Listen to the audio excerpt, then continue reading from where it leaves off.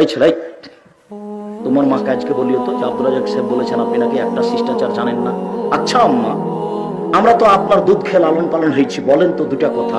একটা, যখন আমাদেরকে জামা পরিয়ে দিয়েছেন তখন কি আপনি খেয়াল করে ডান হাত পরিয়েছেন, না আপনি আপনার মতো পরিয়েছেন? কি বলে তোমার মা? বুঝতে পারলেন না মনে হয়?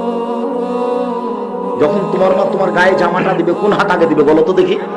ডান হাত। তোমার মাকে জিজ্ঞাসা করো কি বলে। আচ্ছা মা, আমরা তো দুধ খেয়ে আপনার মানুষ হয়েছি, তা আপনি যখন যতবার দুধ খাইয়েছেন ততবার কি বিসমিল্লাহ বলেছেন? না হলে তো এই দুধ শয়তানও খেয়েছে। তোমার মা কথায় কথায় হেরে যাবে। তোমার মা মা নয়, এটা একটা হস্তিনী মা।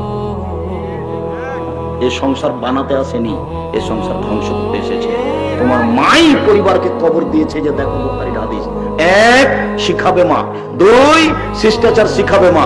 তিন, সাজগোজ করে রাখবে মা। চার, পাহারা দিবে মা।